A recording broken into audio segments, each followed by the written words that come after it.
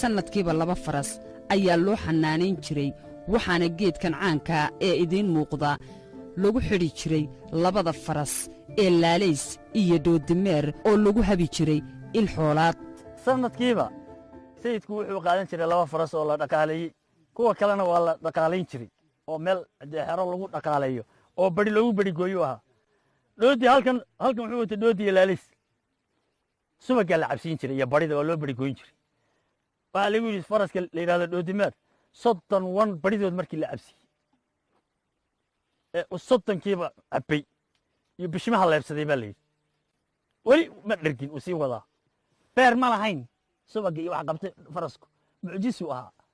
faraskeeda sayidka lagaga hadhay buu ahaa kolku aad maqasheen qalcado ka bootiyey iyo wabiyada boolaa hargegan kolku ka bootiyey taas bay ahayd marka waxa weeyaan waa sayidkaasi wuxuu watay faraskaasi watay sanadkan oo halkan joogay labada faras labada geed baan loo kala xiri jiray kan hadda aan ku tiirsanahay waa faraskii doodi geedkii lagu xiri jiray waa kan loogu subki jiray qorraxda looma sii deyn jirin saas ahayd rag baa u jilaa oo dhaqaalayn jiray maalinta duulaan ama wax la maagan yahay unbaa de la sii deyn jiray isagoo de carbisan oo subkan jirkaagii waxaan ahay laga jaray jixka midanaho waan ku jecelahay runtii lama hayo taariikh ama nidaam kale oo u tixgeliyey hooyada sida ay diinta islaamku u tixgelisay iyadoo u aqoonsatay in ay tahay xubinta ugu mudan in loo samafalo isla markaasina leh xaqa ugu badan ee uuna qof bili'aadmaya gudi karin maxaa yeelay hooyadu waxa ay soo martaa dhibaatooyin badan oo ay kala kulantaa caloolku qaadidda xanuunka dhigitaanka ama foosha iyo barbaarinta ilmo kaste ilaa iyo inta ay ka geeriyoonayso hooyadu agteeda waxaad ka tahay dhallaan xataa haddii aad tahay hoggaamiye idil oo bulsho idil mas-uulu ah binaarta jahannama kaa xore jaxiimo jibso fardowso jannadii ku noolo haddaba carra cali waa hooyadii dhashay libaaxii xaqudirirka ahaa allaha u naxariistee sayid maxamed cabdilla xasan hooyadii halkanay ku aasan tahay sayidka halkan tun yaroo halkanay xabaashiisa ku taalla oo xabaasha qod kala la yidhahdaa oo waa carra cali xabaasheeda loogu magac daray marka ciidamadu taariikh dheer bay ku lahayd reer sayid daraawiishta dhexdeeda ciidanku markuu tusaale ahaan gaardiyey oo kale saasay u qaadan jireen qoryaha laabtay ku qaadan jireen waxaa lagu yidhi wax laabta qoryaha ku qaatay daraawiishta ugu horraysay marka waxay odhan jireen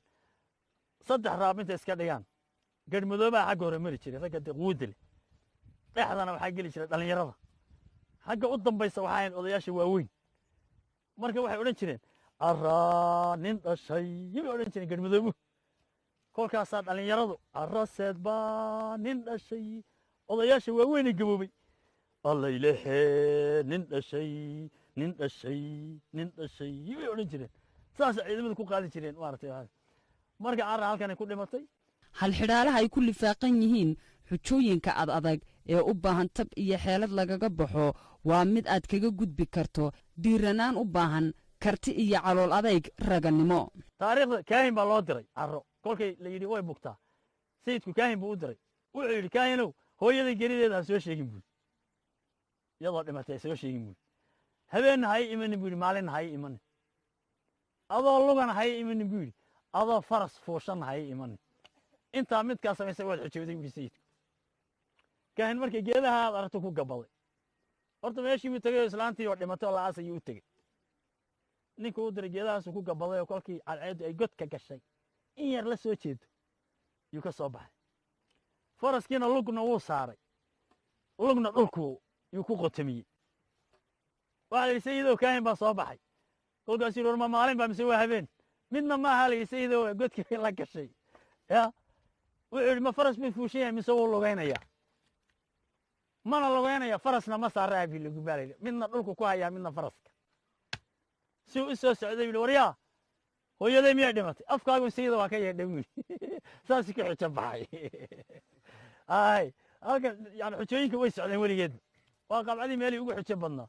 beritanka oo kale meesha kolkii la beritamay taariikhda meeshii uu kaahin orodku ku yaraa ninka in badan xujeeyuu damcay uu orod yaraa kaahin kolkaasuu yidhi maanta aynu orodka ku waxayno marka wuxuu kaahin kolkii meel buu xariiqoo laba nin orod badan buu yidhi la beratan kolkaasuu yidhi halkaa xariiqa ka booda booda kolkuu ninkii orodka badnaa xaggaa u booday buu kaahin xaggaa u booday kolkaasuu yidhi war waa maxay ninba dhan u baday buu ya ninba dhan u baday buu